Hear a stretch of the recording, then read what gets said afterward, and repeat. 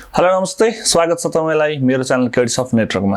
आज मैले फेरि जिज्ञासाकै कुरा लिएर उपस्थित भएको छु। धेरैजनाले बैंक ग्यारेन्टीको बारेमा थोरै समस्या पर्यो र बैंकबाट के सुविधा लिनुपर्छ भन्ने कुरा चाहिँ अलिकति अकमकिनु भएको छ। एकदम नितान्त नयाँ हुनुहुन्छ उहाँहरूलाई चाहिँ बैंकमा कसरी जाने, बैंकमा के सुविधाहरू लिने भन्ने कुरा जुन अन्यलता छ त्यो विषयलाई चाहिँ थोरै क्लियर गर्नको लागि यो भिडियो लिएर उपस्थित भएको छु। भिडियो अन्तिमसम्म हेरिदिनु होला। हेरिसकेपछि कस्तो लाग्छ आफ्नो प्रतिक्रिया दिन चाहिँ नबिर्सिनु होला। साथै लाइक शेयर कमेन्ट पनि गरिदिनु होला। नर्मली के छ भने ठेक्कापट्टा गर्ने मान्छेले चाहिँ बैंकमा गएर के सुविधा माग्नुपर्छ हैन। अरु विषयमा चाहिँ चाहिने मान्छेले लोन चाहिने हो, त्यो नर्मली प्रोसेस जे हुन्छ त्यो नै गर्न सकिन्छ। तर थोरै फरक के हुन्छ नि, कन्स्ट्रक्सन ठेक्कापट्टाको जुन काम गर्नुहुन्छ नि उहाँहरूलाई चाहिँ थोरै फरक हुन्छ बैंकमा प्रोसेस। मतलब बैंकमा प्रोसेस त उही नै हो, तर के लिने भन्ने सुविधा लिने भन्ने कुरा चाहिँ थाहा हुँदैन। थाहा नभइसकेपछि के गर्छ बैंकले तपाईँले यो पाउनुहुन्छ भन्नुहुन्छ, तपाईँसित क्रस गर्ने कुरा हुँदैन अनि त्यसमा चाहिँ सही गर्नुहुन्छ। जब तपाईँले बिस्तारै जानकारी हुन्छ त्यो बेला चाहिँ तपाईँले बढाउँछु भन्दा गर्दा तपाईँले पाउनुहुन्न अथवा तपाईलाई बैंकले नदिन सक्छ। त्यसले गर्दा नर्मली के सुविधा लिनुपर्छ त नि, के लिन सक्नुपर्छ भन्दै गर्दाखेरि तपाईले भ्यालुएसन गर्नुस्।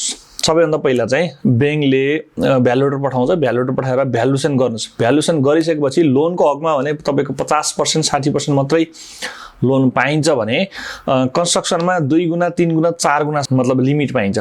10 टाइम्स पनि लिएको देखिएको छु है। ठुला कन्ट्र्याक्टरले बिग हाउसहरुले चाहिँ 10 टाइम्समा जस्तै 1 करोड भ्यालु आयो भने उसलाई 10 करोड बराबरको ग्यारेन्टी पनि दिएको हुन्छ। त्यो भनेको तपाईले राम्रो गरेर बैंकमा परफर्मेन्स राम्रो देखाउन सक्नु भयो भने चाहिँ बिस्तारै बैंकले त्यो थप्दै पनि जानेछ। र नर्मली हामीले के 1 करोडको तपाईको लिमिट छ, मतलब 1 करोड तपाईको भ्यालुएसन आयो भने चाहिँ बैंकले तपाईलाई 1 करोड होइन 2 करोड त मिनिमम जुनसुकै बैंकले इजाजत दिन्छन्। भनेको मतलब 2 करोडसम्मको तपाईको लिमिट दिन्छन्। अब तपाई नजुकिनु, तपाईसित 20 लाखको जग्गा जमिन छ हैन, बैंकले भ्यालु गरेको 20 लाख दिएको छ भने तपाईले कम्तीमा 40 लाख बराबरको लिमिट माग्न सक्नुहुन्छ के। तर बैंकले तपाईलाई सुरुमा के भन्छ, तपाईको 20 लाख भ्यालुएसन आयो तपाईले यति बराबर दिन्छ। तपाई अनवेल हुनुहुन्छ, तपाईलाई थाहा हुँदैन। थाहा नभइसकेपछि के गर्नुहुन्छ, तपाईले 20 लाखमा चित्त बुझाउनुहुन्छ। 20 लाख त दुईटा ठेक्का हाल्छि, लिमिट साइड समस्या आउँछ नि त हैन। त्यसले गर्दा चाहिँ तपाईले चाहिँ कम्तीमा पनि तपाईले 20 लाखको लिमिट बनाउनु भयो भने कम्तीमा है मिनिमम 40 लाखको जुनसुकै बैंकले दिन्छ। अहिले होला अब 1-2टा कृषि विकास बैंकले चाहिँ 6 महिना वर्ष दिन पुगेको हुनुपर्छ भनेको छ हैन, अथवा 2 वर्ष पनि लाग्न सक्छ। उनीहरुको चाहिँ अब त्यो ग्रेडिङ र्याङ्किङ गरेको छ। तर अरु प्राइभेट कम्पनी बैंकहरुले चाहिँ सबैले दिन्छ लगभग ढुक्क हुनुस्। त्यसले गर्दा तपाईले माग्दै गर्दा चाहिँ कसरी माग्नुस् भने 80% भनेको मतलब 20 लाखको तपाईको भ्यालुएसन आयो, 20 लाखको भ्यालुएसन आयो, तपाई 5 लाख रुपैयाँ बिडबन्डलाई छुटाउनुस् हैन। 5 लाख रुपैयाँ बिडबन्डलाई छुटाउनु भनेको बिडबन्ड चाहिँ तपाईको 10% 20% मा दिन्छ भनेको 5 चौक 20 लाखको बराबरको बिडबन्ड दिन्छ। तपाईसित 15 लाख त जुन लिमिट होल्ड छ नि हैन, भनेको 20 लाखमा 5 लाख बिडबन्डलाई छुटाउनुस्। 10 लाख अथवा 15 लाख 10 लाख रुपैयाँ त तपाईले पीबी लाई छुटाउनुस् र 5 लाख रुपैयाँ एडभान्सलाई छुटाउनुस्। अब यो छुटाउनुस् भनेको मतलब के, 3टा क्याटेगोरी भयो तपाईको हैन, 5 लाख 10 लाख र अर्को 5 लाख। त्यो भन्नुको मतलब 20 लाखको हिसाब गर्दैछु है मैले। त्यो भन्नुको तात्पर्य के हो भने चाहिँ 5 लाखको तपाईको लिमिट राखेर उनीहरुले तपाईलाई 20 लाखसम्मको ग्यारेन्टी दिन्छन्। बुझ्नु नि, मैले मेरो ठाउँबाट लिँदै गर्दा त मैले 5 लाखको राखेर 50 लाखको लिएको छु। तपाईले पनि पाउनुहुन्छ, नपाउने हैन, तर मिनिमम 20 लाखको तपाईले जोगोले पनि दिन्छन्। भन्न खोजेको 5 लाखको भ्यालुएसन भयो भने बिडबन्ड मात्रै जारी गर्नलाई चाहिँ तपाईको 20 लाखसम्मको मज्जाले दिन्छन् उहाँहरूले। 5 लाखको तपाईको लिमिट आयो भने चाहिँ 20 लाख बराबरको तपाईले बिडबन्ड माग्नुस् र तपाईको टोटलमा मैले भ्यालुएसनको 20 लाख भनेको थिएँ नि, 20 लाखमा 5 लाख त बिडबन्डको लागि छुट्याउनु भयो। अब आयो 10 लाख।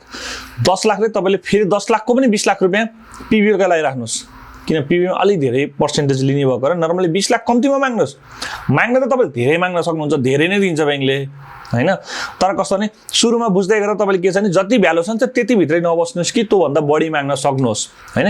आफूले पनि क्याटेगोरी छुट्याउनुस् कि नर्मली तपाईलाई मलाई 50 लाखसम्मको बिडबन्ड भयो हुन्छ भन्ने भयो भने बैंकसित बार्गेनिङ गरेर मलाई ल 50 लाखको बिडबन्ड तपाईको ओभरअल एस्टिमेट चाहिँ भ्यालुएसन 20 लाख आयो भने पनि मलाई चाहिँ 50 लाखको बिडबन्ड 1 करोडको पीबी त्यस्तै 20-25 लाखको अथवा 50 लाखको एबीजी र क्रेडिट लाइन चाहिन्छ भने ल मलाई क्रेडिट लाइन पनि यतिको चाहिन्छ भनेर तपाईले आफ्नो शर्तहरु राख्न सक्नुस्। राख्दै गर्दा बैंकले तपाईले कतिसम्म कम्प्रोमाइज गर्न आउँछ, तपाईको माग त पुरै दिन्छ भन्ने चाहिँ छैन, नहुन पनि सक्छ। तर बैंकले दिनपर्ने सुविधासम्म तपाईले त्यसरी जान सक्नुभयो भने बैंकले तपाईलाई सुविधा दिन्छ।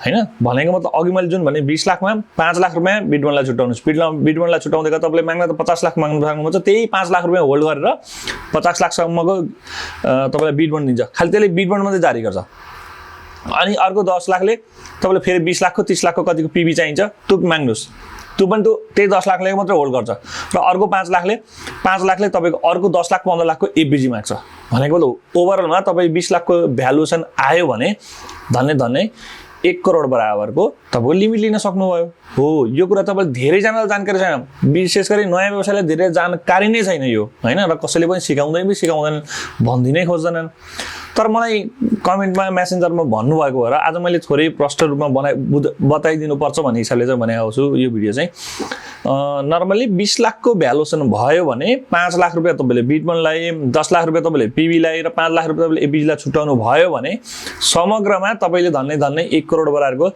लिमिट लिन मिल्छ 1 करोडको लिमिट त अघि भने नि मैले 5 लाख रुपैयाँको सम्पत्ति होल्ड गरेर 20 लाख सम्मको तपाईलाई बिटमन दिन्छ 10 लाख रुपैयाँ होल्ड गरेर तपाईलाई त्यस्तै 20-30 लाखको पीबीहरु जारी गरिदिन्छ फेरि 5 लाख रुपैयाँ होल्ड गरेर अर्को 10-15 लाखको तपाईलाई एबीजी दिन्छ यो कुरा नबिर्सिनु है माग्न त तपाईले बढी माग्न सक्नुहुनेछ तर पनि सुरुमा नयाँ व्यवसाय हुँदै गर्दा मलाई यो चाहियो भने आफूले रेटिङ आफूले गराउने हो मलाई यो चाहिन्छ भनेर आफूले आफ्नो र्याङ्क बनाउनुस् त्यसपछि बैंकले तपाईले यो भन्दा सुविधा दिन मिल्दैन भनेपछि बल्ल तपाईले सोचेको फुलफिल हुन सक्छ तर ग्यारेन्टी बनाउँदै गर्दा तपाईले धेरै चाहिँ बिटमनमा खर्च नगर्नु होला हैन बिटमन चाहिँ किन 3 महिनामा सकिराख्ने भएको भएर 3 महिना फेर्न पर्ने भएर धेरै पनि चाहिन्छ त्यसले गर्दा भनेको छिटो चेन्ज गर्न पर्ने भएर बिटमन चाहिँ थोरै राख्नुस् पीबी चाहिँ अलिकति बढी होल्ड गर्नुस् किन पीबी चाहिँ के हो भने लामो समय टेन्डर परिसकेपछि सम्झौता गर्ने चीज हो त्यसले चाहिँ अलि बढी नै समय लाग्छ त्यसले गर्दा त्यसमा लिमिट अलि बढी राख्नुस्